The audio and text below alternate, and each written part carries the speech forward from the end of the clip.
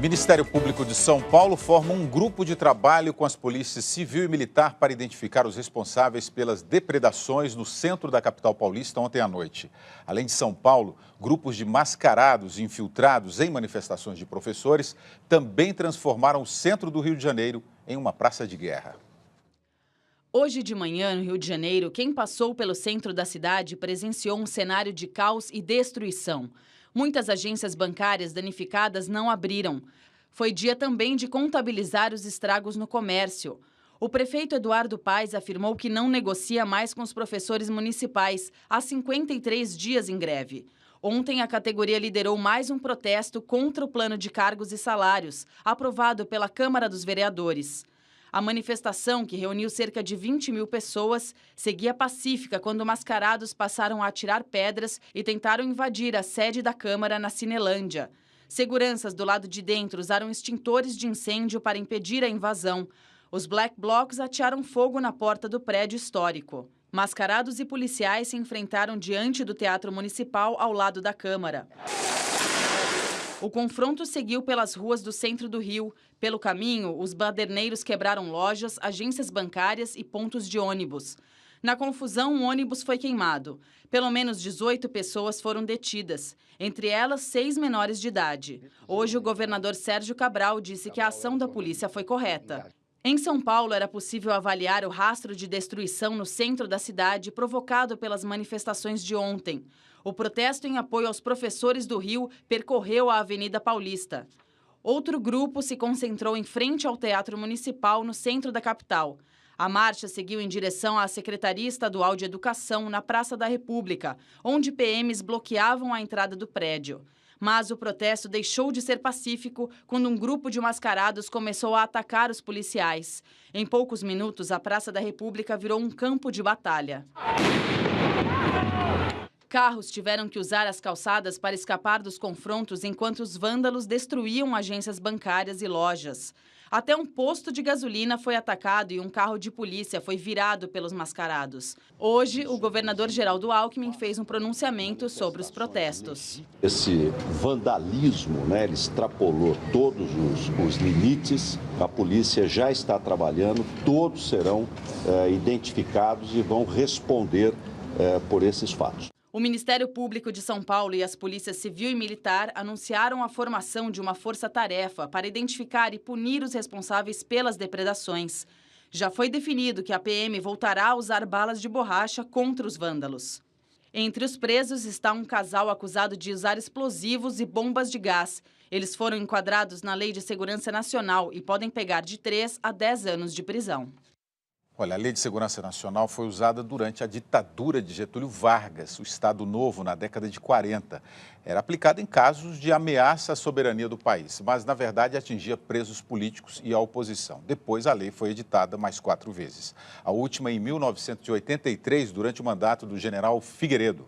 O casal preso em São Paulo, segundo a polícia, infringiu o 15º artigo da Lei de Segurança Nacional, que fala em sabotagem contra instalações militares. E é bom deixar muito claro que os professores não têm nada a ver com essa bagunça, né? Inclusive o Felipe de Moura manifesta isso aqui. Tenho certeza que os professores não fazem parte disso. Não, acho que não tem a menor dúvida. Acho que são coisas muito distintas. A questão da manifestação, e nós estamos falando de uma manifestação no Rio, foram 20 e poucas mil pessoas, ou seja, não estão ali os badeireiros. Ali tem uma negociação pesada ocorrendo entre a categoria de professores no Rio, que eu diria que precisa até checar os argumentos deles. Eu acho que está sendo excessivamente corporativo o argumento, mas, de qualquer maneira, o fato é que eles têm o direito absolutamente assegurado de se manifestar. Agora, o que chama atenção é que esses fatos estão ocorrendo já há meses e a polícia continua usando a mesma estratégia para tentar reprimir isso e não consegue. Obviamente não. Agora, a questão é a seguinte, quantos vândalos tinham? 50, 60 vândalos? Não é um número absurdo, tá certo? Para poder desestabilizar da maneira que está. Ou seja, se a polícia não está treinada para conseguir, de alguma maneira, conter um grupo de 50, 60 pessoas que recorrentemente faz isso, a polícia está perdendo esse jogo de longe, tá certo? Tem algum problema grave com a polícia, além dos próprios vândalos. Essas 50, 60 pessoas estão sequestrando um movimento legítimo de manifestação de docentes que estão aí há 53 dias de greve, com toda uma pauta de reivindicações que agora o governador diz que não vai negociar por causa do vandalismo, que não é nem decorrente da ação dele, decorrente de outro. Então, há um sequestro de um movimento. Por outro lado, acho que a gente também não pode, a sociedade, autoridades políticas, não podem deixar de prestar atenção para o que significa essa violência que é equivocada, que é totalmente errada, desses jovens. Quer dizer, esse fenômeno de uma juventude, uma parcela minoritária que seja, que está recorrendo à violência dessa forma, é sintomático de uma sociedade que está carente de ações públicas efetivas. Levantamento revela que o sonho de consumo da maioria dos jovens brasileiros é viajar pelo mundo e por aqui também.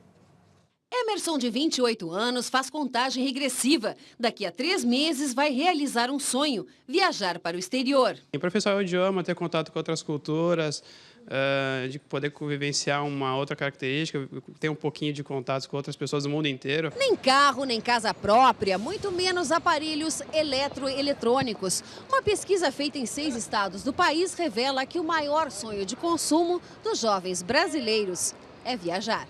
Um estudo de uma agência de promoções e eventos ouviu 2.300 pessoas entre 18 e 30 anos, de São Paulo, Rio de Janeiro, Minas Gerais, Paraná, Santa Catarina e Goiás, estados que concentram cerca de 60% dos jovens universitários do país. 31% responderam que pretendem fazer uma viagem internacional. 23% desejam viajar pelo Brasil. 13% e 12% querem comprar smartphone e tablet. 10% fazer um curso de MBA. 6% comprar um carro e 5% comprar uma casa. Até conversando com eles, eles falaram muito, esse é o momento que eu tenho para olhar para mim. Depois eu vou ter muito mais responsabilidades, eu vou ter conta para pagar, família, eu vou estar muito mais preso e não vou poder me dar o luxo de pensar só em mim. Nessa agência especializada em intercâmbios, metade dos pacotes são vendidos a jovens na faixa dos 20 anos. Nos últimos 3 anos, as vendas cresceram 23%. Hoje, boa parte dos clientes pertencem à nova classe média. A gente tem atendido muitas pessoas em busca de formação que no passado não tinham oportunidade, seja porque os pais não tinham condição e hoje eles trabalham, têm condição e querem fazer e ter essa experiência. É o caso de Fernanda. A estudante de veterinária juntou o dinheiro do estágio para pagar o intercâmbio e vai trabalhar fora do país nas férias da faculdade. Não é só pela questão do dinheiro, mas aproveitar para fazer o intercâmbio enquanto dá tempo, enquanto não tem emprego fixo, para conhecer gente nova, para conhecer lugares diferentes e experiência de trabalho mesmo. O Fundo Monetário Internacional divulgou hoje um relatório onde o Brasil aparece como o pior colocado nas estimativas de crescimento do PIB para o ano que vem. Vamos aqui ver no telão, mostrar esse gráfico, essas expectativas do FMI.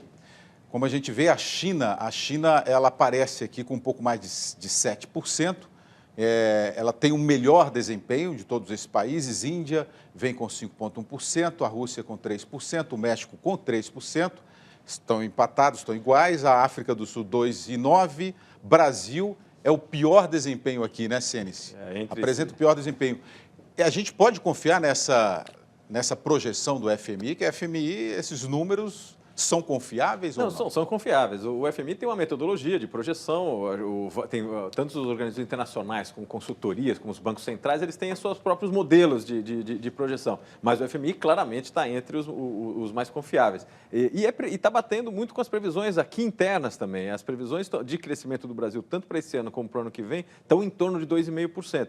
E é curioso que, de alguma maneira, é uma versão mais pessimista de projeções que foram anunciadas no começo do ano, mas, por outro lado, para aqueles que têm uma visão excessivamente pessimista, até que é uma boa notícia, né? No sentido de que o Brasil deve manter esse patamar, que não é aqueles dos 4 e 5, mas também não vai repetir aquela performance de 0,5%, 0,6% de crescimento. Nós vamos nos manter nesse meio quente, meio frio, talvez mais por uns 2, 3 anos. Quando a gente vê a África do Sul com 2,9 e vê o Brasil com 2,5, fica o pensamento de que nós estamos muito atrasados ou precisamos colocar fogo nessa máquina? Quando compara com esses emergentes, inclusive outros emergentes que não estão aqui, principalmente na Ásia, Indonésia, Tailândia, que estão performando bastante bem e muito associado ao crescimento da China, sem dúvida nenhuma o Brasil começa a se consolidar como um grupo do segundo nível entre os emergentes. Isso acho que é uma tendência que já tem vindo aí nos últimos 3 anos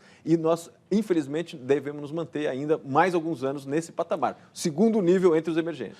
Esse PIB é o mesmo PIB do ano passado, não é isso?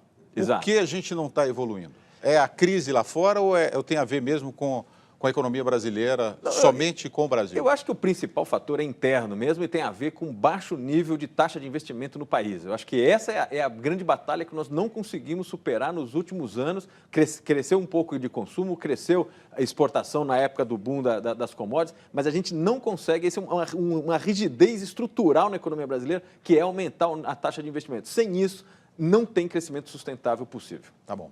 E o FMI fez um alerta sobre o impasse orçamentário nos Estados Unidos e os reflexos negativos no mundo. Já são 8 dias de paralisação parcial e férias forçadas para 800 mil servidores nos Estados Unidos. Museus, parques, prédios administrativos e setores como emissão de vistos e passaportes estão fechados. O Pentágono, a Casa Branca e o Congresso também trabalham com um quadro reduzido.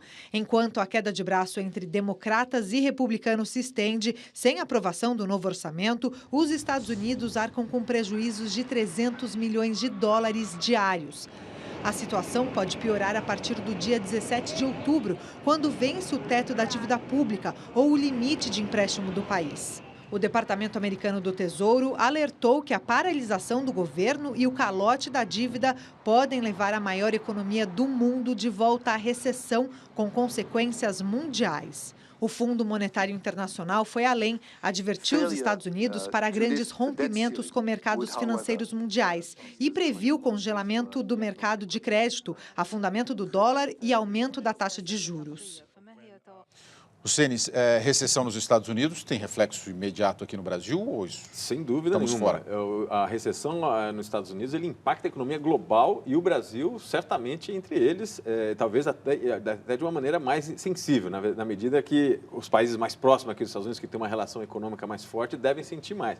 Agora, o que está acontecendo nos Estados Unidos é um embate profundo entre forças políticas que se polarizaram e que está gerando uma incerteza do ponto de vista político para esse cenário econômico. Os números dos Estados Unidos vinham melhorando de maneira importante, né? Tem que lembrar que o estoque de dívida que foi feito no esforço aí de tirar o país da crise, do abismo, na verdade, mais do que crise em 2008, 2009, ele vai ter que ser pago daqui para frente, ou seja, é um estoque de dívida importante. Agora, o fato é que, teoricamente, é um estoque de dívida que é facilmente refinanciável, porque é tudo em dólar, é um país que tem uma enorme tradição em manter pagamento. Agora, o grande problema é que esse nó político está contaminando de tal maneira as expectativas econômicas que pode jogar não só os Estados Unidos, mas a economia mundial numa situação complicada.